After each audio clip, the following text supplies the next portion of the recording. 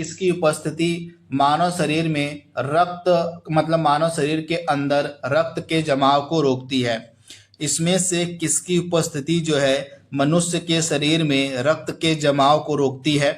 तो right answer आपका क्या हो जाएगा? हेपरिन की उपस्थिति, यानी कि ऑप्शन आपका सी यहाँ पे बिल्कुल सही हो जाएगा। डायनमो का आविष्कार किसके द्वारा किया गया था? डायनमो की यहाँ पे बात हो रही है। डायनमो का जो आविष्कार है किसके द्वारा किया गया था? बेहतरीन प्रश्न है। राइट आंसर आपका क्या होने वाला है? माइकल फैराडे के द्वारा जो है डायनमो का आविष्कार किया गया था। ऑप्शन बी आपका यहाँ पे सही हो जाएगा।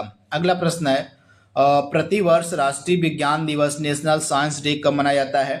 तो प्रतिवर्ष 28 फरवरी का जो दिन होता है उसको भारत में जो है राष्ट्रीय विज्ञान दिवस के रूप में मनाया जाता है, क्योंकि जो हमारे वैज्ञानिक थे सीवी रमन साहब, इन्हीं के द्वारा जो है रमन प्रभाव की खोज करी गई थी। तो इसी कारण से जो 28 फरवरी का दिन होता है इसको जो है हम भारत में राष्ट्रीय विज्ञान दिवस के रूप में सेलिब्रेट करते हैं। तो ये फैक्ट आप याद रखिएगा। दिए गए ऑप्शन में से प्रकाश का वेग सबसे ज्यादा किसमें होगा? तो दिए गए ऑप्शन में से प्रकाश का जो वेग है सबसे ज्यादा वैक्यूम यानी कि निर्वात में होगा। प्रकाश की जो चाल होती है निर्वात में सर्वाधिक होती है। तो ऑप्शन आपका यहाँ पे बी बिल्कुल सही हो जाएगा। अगला प्रश्न है, धातु के तार में विद्युत प्रवाह किसके प्रवाह के कारण होता है? तो धातु का जो तार होता है उसमें जो विद्युत का प्रवाह होता है यह इलेक्ट्रॉन के प्रवाह के कारण होता है। तो राइट आंसर क्या हो जाएगा? इलेक्ट्रॉन के प्रवाह के कारण।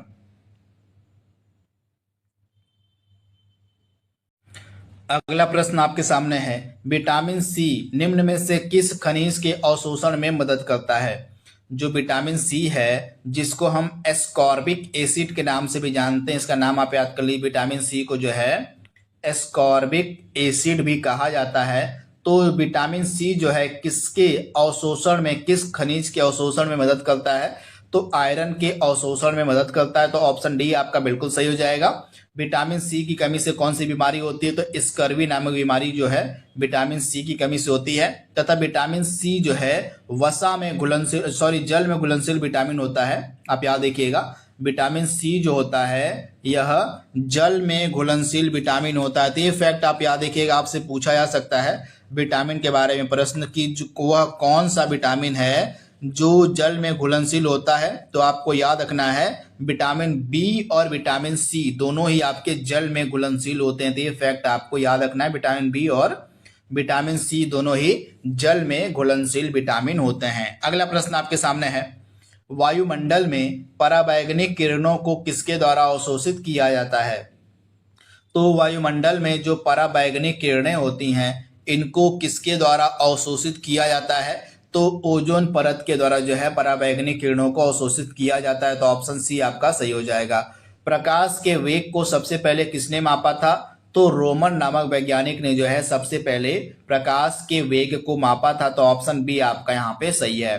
अगला प्रश्न है, bullet proof bullet proof jacket बनाने के लिए निम्न में से कौन सी पॉलीमरिक सामग्री का उपयोग किया जाता है? तो यह जो पॉलीमरिक सामग्री है इसका नाम है केवलर, और केवलर का जो उपयोग है बुलेट प्रूफ जैकेट बनाने के लिए किया जाता है। तो ऑप्शन ए आपका सही हो जाएगा। निम्न में से किसे फिलोसफर ऊल कहा जाता है? तो जिंक ऑक्साइड को। ऑप्शन आपका बी यहाँ पे 100% सही हो जाएगा।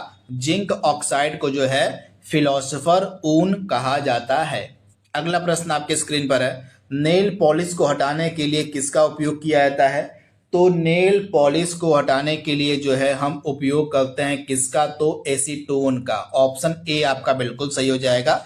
एसीटोन का जो उपयोग है यह नेल पॉलिश को हटाने के लिए किया जाता है। तो इसके बारे में आपको याद रखना है। अगला प्रश्न आपके स्क्रीन पर है, पुरुषों की तुलना में महिलाओं में निम्न में से कौन सी बीमारी बहुत कम होती है? तो कलर ब्लाइंडनेस, जिसको हम वर्णांधता के नाम से भी जानते हैं, यह एक ऐसी बीमारी है जो पुरुषों में सबसे ज्यादा देखने को मिलती है लेकिन महिलाओं में बहुत कम देखने को मिलती है। तो ऑप्शन आपका डी यहाँ पे बिल्कुल सही हो जाएगा।